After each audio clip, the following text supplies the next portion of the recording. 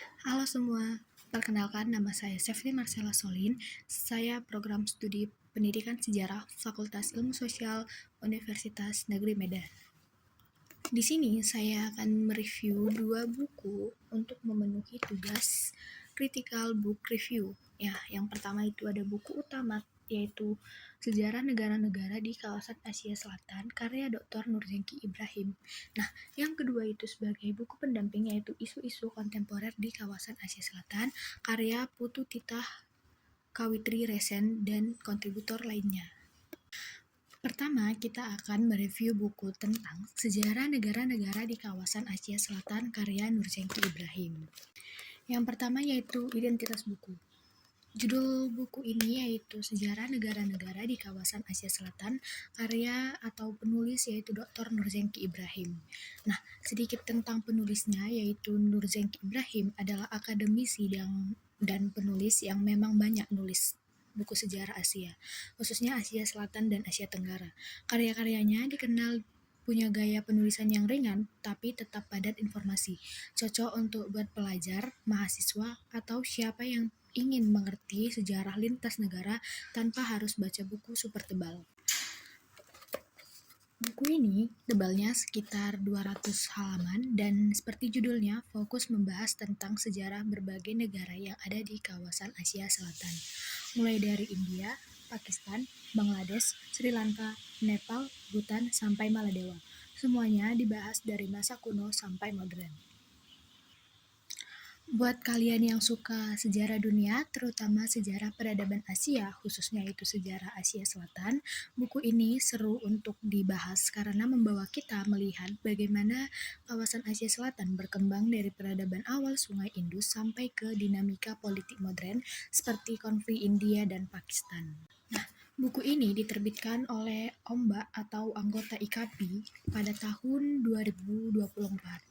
Nah, ini merupakan salah satu penerbit yang fokus di bidang sejarah dan humaniora, jadi kualitasnya itu lumayan terjaga. Nah, kita masuk ke isi buku, Perjalanan Sejarah Asia Selatan.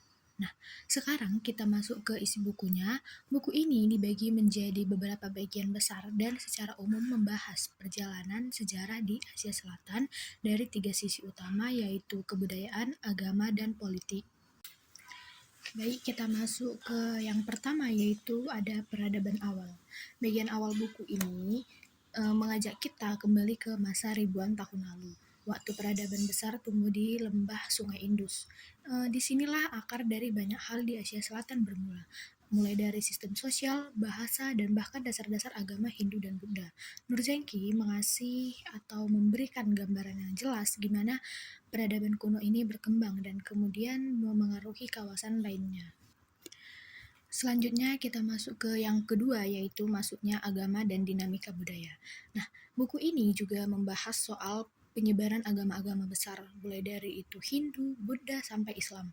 Menariknya di sini dijelaskan gimana Islam masuk ke Asia Selatan lewat perdagangan dan juga penaklukan, terutama saat munculnya Kekaisaran Mughal di India. Bagian ini seru karena memberikan gambaran gimana campuran budaya dan agama membentuk identitas negara-negara di Asia Selatan sampai sekarang.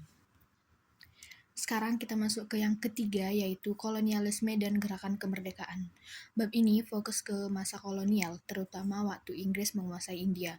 Bahkan kita akan menemukan kisah perjuangan panjang rakyat India, munculnya tokoh-tokoh kayak Mahatma Gandhi dan bagaimana nasionalisme tumbuh jadi gerakan besar.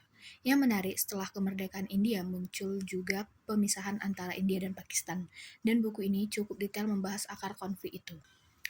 Selanjutnya itu negara-negara lain. Selain India dan Pakistan, buku ini juga menyentuh sejarah Bangladesh, Sri Lanka, Nepal, Bhutan, dan Maladewa.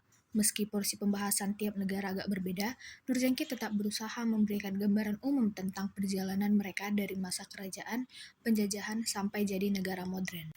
Selanjutnya saya akan membahas secara mendalam bagaimana keadaan yang terjadi di negara-negara yang ada di kawasan Asia Selatan. Nah, yang pertama itu ada akar peradaban dan kolonialisme. Nah, di bagian ini menyoroti peradaban lembah Sungai Indus dan kebudayaan Veda sebagai akar yang membentuk identitas India kuno. Buku ini menjelaskan bahwa sejak awal wilayah Asia Selatan sudah menjadi pusat pertukaran budaya dan agama. Pengaruh dari Timur Tengah, Asia Tenggara, dan bahkan Eropa. Namun, masa kolonialisme Inggris menjadi titik balik besar. Ekonomi lokal dikendalikan, budaya dijajah, dan struktur sosial berubah. Inilah fase yang akhirnya memunculkan semangat nasionalisme di seluruh kawasan. Dapat disebut yaitu kolonialisme bukan hanya merebut sumber daya, tapi juga mengubah cara bangsa-bangsa di Asia Selatan melihat dirinya sendiri. Yang kedua yaitu ada India, simbol perlawanan dan keberagaman.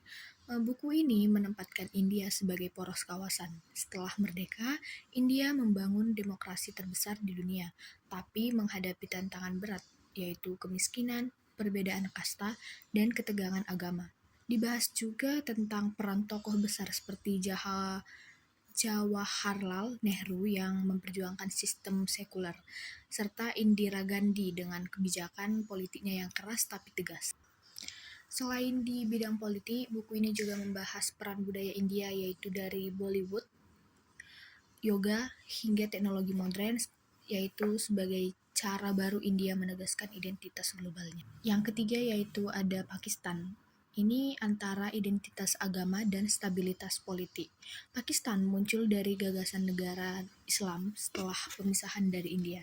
Namun, sejak awal ia dihadapkan pada dilema, apakah menjadi negara teokratis atau republik demokratis. Buku ini menggambarkan konflik internal, kudeta militer, hingga hubungan tegang dengan India, terutama soal Kashmir, wilayah yang sampai kini masih jadi sumber konflik. Selain itu, buku ini juga menyoroti kekuatan militer Pakistan yang perannya dalam politik global termasuk dalam perang melawan terorisme setelah 9/11. Nah, yang selanjutnya itu ada Bangladesh, yaitu lahir dari luka sejarah. Bangladesh disebut sebagai negara yang lahir dari penderitaan panjang dan perjuangan kemanusiaan. Buku ini menyoroti peristiwa perang pembebasan pada tahun 1971, di mana jutaan rakyat menjadi korban kekerasan dan pengungsian. Namun, pasca kemerdekaan, Bangladesh berkembang menjadi negara dengan pertumbuhan ekonomi cepat, terutama di sektor tekstil dan tenaga kerja migran. Di bagian ini, pesan yang terpentingnya adalah bagaimana rakyat yang pernah hancur oleh perang bisa bangkit lewat kerja keras dan solidaritas sosialnya.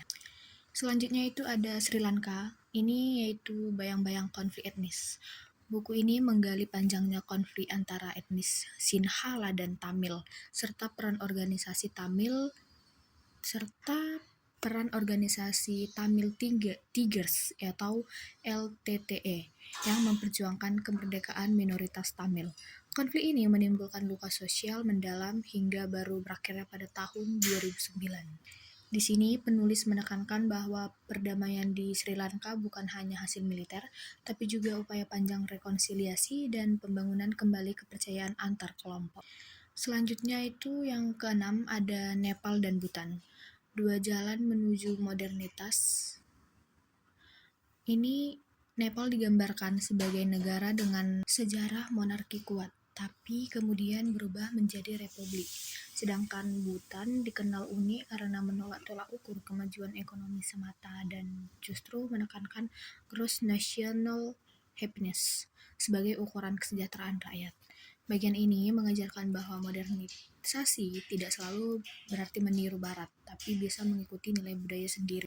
Nah, yang ketujuh itu ada Maladewa. Ini merupakan negara kecil, namun dampaknya besar. Meski kecil, buku ini menunjukkan bagaimana Maladewa memainkan peran penting di Samudra Hindia. Selain sebagai destinasi wisata internasional, negara ini menghadapi ancaman serius akibat kenaikan permukaan air laut, menjadikannya simbol nyata dampak perubahan iklim global. Buku ini juga menceritakan tentang keterkaitan regional dan pembentukan SAARC. Bagian terakhir ini membahas South Asian Association for Regional Cooperation atau yang disingkat dengan SAARC. sebagai upaya memperkuat kerjasama antar negara. Namun, buku ini juga realistis. Hubungan antara negara masih sering tegang akibat perbedaan ideologi dan kepentingan politik. Meski begitu, ada semangat baru dalam bidang ekonomi, pendidikan, dan keamanan regional yang mulai tumbuh. Nah, selanjutnya kita masuk ke dalam kelebihan dan kekurangan buku. Kita mulai dari kelebihan buku, yaitu yang pertama, cakupannya itu luas. Buku ini bukan hanya fokus ke India, namun juga menyentuh negara-negara kecil kayak seperti Bhutan dan Maladewa. Itu jarang sekali dibahas di buku sejarah umum. Kedua yaitu ada gaya bahasanya yang menurut saya itu bagus. Meskipun ini buku sejarah, bahasanya itu tidak berat untuk dipahami. Bisa juga kita menikmati ceritanya seperti lagi mendengarkan seseorang bercerita tentang perjalanan panjang sebuah kawasan. Yang ketiga itu ada penulisnya berhasil menunjukkan hubungan antara masa lalu dan masa kini. Seperti bagaimana konflik India-Pakistan yang sekarang masih sering terjadi itu ternyata punya akar panjang dari masa kolonial dan perbedaan identitas sejak awal. Yang terakhir itu ada buku ini memiliki nilai pendidikan yang tinggi. Cocok untuk yang belajar sejarah hubungan internasional atau bahkan yang ingin paham budaya Asia Selatan secara umum. Nah, namun di balik kelebihan itu terdapat juga kekurangan buku. Yang pertama itu ada fokus buku ini memang lebih berat ke India dan Pakistan. Namun, negara lain seperti Bhutan dan Maladewa dijelaskan secara singkat, namun juga memiliki keterbatasan ruang. Yang kedua itu ada beberapa bagian terasa padat karena mencakup banyak negara dalam sekitar 180-200 halaman, kadang susah untuk memahaminya. Apalagi satu topik langsung loncat ke topik lainnya dengan cepat. Nah, yang ketiga itu ada dari sisi visualnya. Meskipun ada peta dan ilustrasi, kualitasnya itu agak sederhana. Jadi pembaca yang visual mungkin ngerasa kurang terbantu. Namun menurut saya secara keseluruhan kekurangan dari buku itu tidak terlalu mengganggu buat pembaca yang memang fokus ke isi dan alur sejarahnya. Nah, relevansi buku di masa kini. Bagian ini penting karena buku ini bukan hanya cerita masa lalu, tapi juga mengajak kita berpikir tentang masa kini. Misalnya, kenapa hubungan India dan Pakistan masih tegang sampai sekarang? Atau bagaimana pengaruh agama dan budaya di Asia Selatan masih kuat dalam kehidupan politik dan sosial mereka? Nah, buku ini tuh membantu kita melihat bahwa semua itu punya akar sejarah yang panjang. Jadi kalau kita mengerti masa lalunya, kita bakal lebih paham kenapa kondisi mereka sekarang itu seperti itu. Dan buat pembelajaran sejarah masa kini, buku ini bisa menjadi jembatan antara teori sejarah dengan realitas global modern. Cocok untuk pelajar atau guru yang ingin bahan ajarnya sejarah yang relevan dengan isu dunia sekarang. Nah, jadi kesimpulan dari buku sejarah negara-negara di kawasan Asia Selatan karya Dr. Nurjengki Ibrahim ini adalah buku sejarah yang lengkap, informatif, dan tetap mudah dipahami dan diikuti. Nah, ini cocok untuk yang ingin mengenal kawasan Asia Selatan lebih dalam, baik dari sisi budaya, agama, maupun politiknya.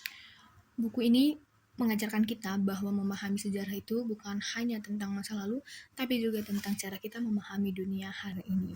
Sekian review dari buku sejarah negara-negara di kawasan Asia Selatan karya Dr. Nurjengki. Kita lanjut ke buku yang kedua, yaitu sebagai buku pendamping, yaitu buku isu-isu kontemporer yang terjadi di kawasan Asia Selatan. Ini dia buku isu-isu kontemporer di kawasan Asia Selatan, yaitu penulisnya itu ada Putu Titah Kawitri Resen, Ismar Ramadhani, Ibnu Hafiz, dan Angelika Kamilita, serta kontributor lainnya. Nah, buku ini di penerbitnya yaitu dipublish dengan tahun terbit yaitu sekitar tahun 2023, dengan jumlah halaman yaitu sekitar 152 sampai 182 halaman. Ini kategorinya itu kajian kawasan dan hubungan internasional. Jadi buku ini termasuk karya yang relatif baru, jadi pembahasannya masih sangat aktual. Jadi jika kalian ingin mengetahui isu-isu internasional di kawasan Asia Selatan, baik itu hubungan antar negara sampai ke hal-hal kemanusiaan seperti diskriminasi dan gender, buku ini wajib dibaca. Langsung saja kita masuk ke isi dan pembahasan utama. Buku ini menyajikan beragam persoalan yang sedang dan pernah terjadi di kawasan Asia Selatan, mulai dari itu isu politik, sosial, ekonomi, hingga kemanusiaannya. Kawasan ini meliputi negara-negara seperti India, Pakistan, Bangladesh, Sri Lanka, Nepal, dan Bhutan.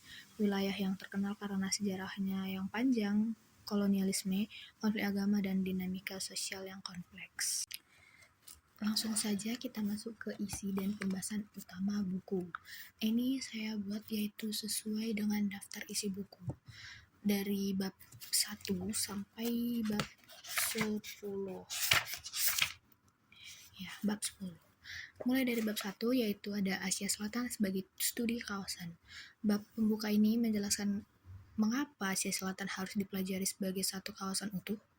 Nah, di sini penulis menegaskan bahwa wilayah ini punya ciri khas unik, yaitu tingkat populasi yang sangat tinggi, sejarah kolonial yang panjang, dan pengaruh globalisasi yang besar.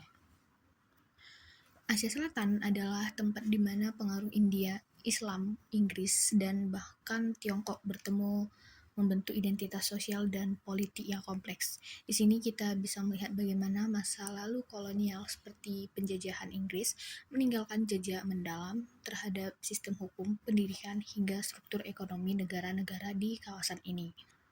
Di sini penulis juga mengingatkan bahwa memahami Asia Selatan bukan cuma soal geopolitik, tapi juga memahami bagaimana masyarakat di sana menghadapi perubahan dunia dari globalisasi, modernisasi, hingga digitalisasi dengan tetap mempertahankan identitas lokal mereka. Bab 2 ada isu keamanan dan politik. Di sini India dan Pakistan dan senjata nuklir. Nah, ini bagian paling panas. Bab ini mengulas konflik klasik antara India dan Pakistan, dua negara yang dulunya satu di bawah kolonial Inggris, tapi kemudian terpecah karena perbedaan agama dan kepentingan politik. Lanjut, itu ada bab 3, yaitu krisis ekonomi Sri Lanka. Di sini adalah salah satu bagian paling relevan untuk konteks sekarang. Sri Lanka sempat dipandang sebagai negara yang stabil dan demokratis di Asia Selatan. Tapi kemudian dilanda krisis ekonomi besar akibat utang luar negeri, korupsi, dan kebijakan fiskal yang buruk. Buku ini menjelaskan bagaimana krisis itu menyebabkan kelangkaan bahan bakar, inflasi ekstrim, dan gelombang protes rakyat. Lanjut itu ada bab 4, yaitu ketimpangan sosial dan sistem kasta di India. Bab ini membahas sisi gelap India yang jarang tersentuh dalam narasi India sebagai negara maju teknologi. Nah, sistem kasta masih membatasi mobilitas sosial, ekonomi, bahkan politiknya. Penulis menyoroti bahwa modernisasi belum sepenuhnya menghapus diskriminasi struktural, terutama di daerah pedesaan. Nah, yang bab 5 ada pernikahan anak di Bangladesh. Nah, di bab ini tuh sangat humanis. Penulis menggambarkan bagaimana pernikahan dini masih banyak terjadi karena faktor kemiskinan, rendahnya pendidikan, dan tekanan sosial. Pernikahan anak dianggap solusi praktis oleh keluarga miskin, padahal dampaknya sangat besar, terutama pada perempuan yang kehilangan kesempatan belajar dan bekerja. Penulis mengaitkan fenomena ini dengan data UNICEF dan lembaga internasional lainnya, memperlihatkan bahwa masalah ini bukan sekedar budaya tapi juga ekonomi struktural. Lanjut, itu ada bab 6, yaitu isu gender dan kaum hijrah atau kehidupan hijrah di balik jeruji sosial. Nah, salah satu bab ini menarik karena progresif. Kaum hijrah yaitu kelompok gender non-biner di India dan Pakistan sering kali menjadi korban diskriminasi sosial dan hukum. Buku ini membahas peran mereka dalam masyarakat dan perjuangan panjang untuk mendapatkan pengakuan legal dan sosial. Kalau diangkat dari sisi empatinya, ini menyoroti bagaimana keberadaan kaum hijrah adalah bukti bahwa Asia Selatan memiliki sejarah panjang tentang keberagaman gender. Bahkan sebelum istilah gender identity dikenal di barat. Lanjut kita ke bab 7, itu pembersihan etnis laut sampah di Bhutan. Bab ini membahas isu serius, yang dimana pengusiran etnis Lhots Sampa atau itu dikenal dengan keturunan Nepal dari Bhutan sejak tahun 1980-an. Nah, padahal Bhutan dikenal dengan slogan negara paling berbahagia. Nah, penulis dengan berani menunjukkan sisi kelam di balik citra itu, pelanggaran HAM, penghapusan identitas budaya, dan diskriminasi kebangsaan. Nah, di sini tidak ada negara yang sepenuhnya suci dari masalah kemanusiaan. Bahkan negara kecil sekalipun bisa menyembunyikan luka sejarahnya. Masuk ke kelebihan dan kekurangan buku. Ini analisisnya, kita masuk ke pertama, yaitu kelebihan buku. Yang pertama itu ada analisisnya tajam dan aktual, karena ini menggunakan data-data terbaru dan contoh konkret. Yang kedua itu ada melibatkan banyak kontributor akademisi, jadi setiap bab punya perspektif berbeda. Yang ketiga itu ada membuka isu yang jarang dibahas, seperti gender dan kemanusiaan di Asia Selatan. Ini juga memiliki kelebihan tersendiri, yaitu memiliki daftar pustaka di setiap bab. Jadi setiap bab itu memiliki daftar pustaka, dan itu tidak hanya satu halaman, namun juga 2 atau 3 halaman, yang membuat kelebihan buku ini itu bagus. Buku ini juga terdapat gambar yang menceritakan secara rinci, seperti contohnya itu peta, untuk menjelaskan keberadaan negara-negara tersebut. Selanjutnya kita masuk ke dalam kekurangan buku. Nah, di sini gaya penulisan tiap bab itu berbeda-beda karena ditulis oleh banyak penulis atau kontributor lainnya. Jadi mungkin kurang konsisten dari segi kedalaman analisis. Yang kedua itu ada tidak semua bab memberikan solusi atau arah kebijakan yang konkret. Sebagian besar masih berhenti di deskripsi fenomena. Yang ketiga itu ada minim visualisasi atau data grafis. Jadi untuk pembaca visual mungkin merasa ini adalah pada teks bukunya. Sebelum masuk ke dalam relevansi buku, saya mendapatkan kutipan penting dari buku ini, yaitu Asia Selatan menjadi laboratorium sosial dan politik dunia, di mana tradisi, agama, dan modernitas beradu di ruang yang sama. Ini dikutip dari Resen dan kawan-kawan pada tahun 2023 di halaman 42. Kutipan ini menegaskan pesan besar buku, yaitu kawasan ini bukan hanya penuh konflik, tapi juga ruang lahirnya ide-ide baru tentang kemanusiaan dan perubahan sosial. Kita masuk ke analisis dan relevansi buku. Ini singkat saja relevansinya itu, buku ini punya kekuatan utama pada keseimbangan antara analisis ilmiah dan empati kemanusiaan. Ia tidak hanya menyoroti politik dan ekonomi, tapi juga pengalaman manusia, khususnya perempuan, atau kaum minoritas hingga masyarakat miskin. Yang membuat buku ini menonjol adalah pendekatan multidisipliner. Kita bisa lihat pada sentuhan politik, ekonomi, budaya, dan antropologi di setiap babnya. Penulis di sini menegaskan bahwa Asia Selatan bukan hanya wilayah konflik, tapi juga wilayah pembelajaran global. Saya ingin menambahkan refleksi diri atau refleksi pribadi. Nah, saya sebagai pembaca buku ini membuka mata bahwa masalah global itu saling berkaitan ternyata. Ketika kita berbicara soal Asia Selatan, kita sebenarnya sedang berbicara juga kemanusiaan universalnya, seperti kesetaraan, keadilan, dan hak hidup yang layak. Buku ini juga membuat kita bertanya sebenarnya itu, apakah pembangunan benar-benar berhasil, atau kalau masih ada ketimpangan dan penderitaan di dalamnya. Sekian dari review buku isu-isu kontemporer di kawasan Asia Selatan. Terakhir itu ada tambahan dari saya, itu adalah penggabungan antara kedua buku. Yang pertama itu buku utama sejarah negara-negara di kawasan Asia Selatan. Yang kedua itu ada isu-isu kontemporer di kawasan Asia Selatan. Kedua buku ini sebenarnya saling melengkapi satu sama lain dalam memahami dinamika kawasan Asia Selatan. buku sejarah negara-negara di kawasan Asia Selatan karya Dr. Nurzainky Ibrahim memberikan dasar historis tentang bagaimana negara-negara seperti India, Pakistan, Bangladesh, Sri Lanka, dan Nepal terbentuk melalui proses panjang kolonialisme, perjuangan kemerdekaan, serta dinamika politik internalnya. Singkatnya, ini buku sejarah negara-negara. Sesuai dengan judulnya, itu membahas tentang negara-negara yang ada di Asia Selatan secara rinci atau secara mendalam. Nah, sedangkan di buku isu-isu ini, karya Putu Titah Kawitri Resen dan rekan-rekan lainnya itu menghadirkan pandangan modern yang memperlihatkan bagaimana warisan sejarah itu masih berpengaruh sampai hari ini. Isu-isu seperti konflik perbatasan, ketimpangan sosial, peran agama, perubahan iklim, hingga kerjasama regionalnya, semuanya bisa ditelusuri akarnya melalui pemahaman sejarah yang dijelaskan di buku ini. Kalau keduanya dibaca bersamaan, tentu kita jadi bisa melihat benang merah antara masa lalu dan masa kini di kawasan Asia Selatan. Sejarah memberikan konteks dan fondasi, sedangkan isu-isu kontemporer menunjukkan arah dan tantangan masa depan.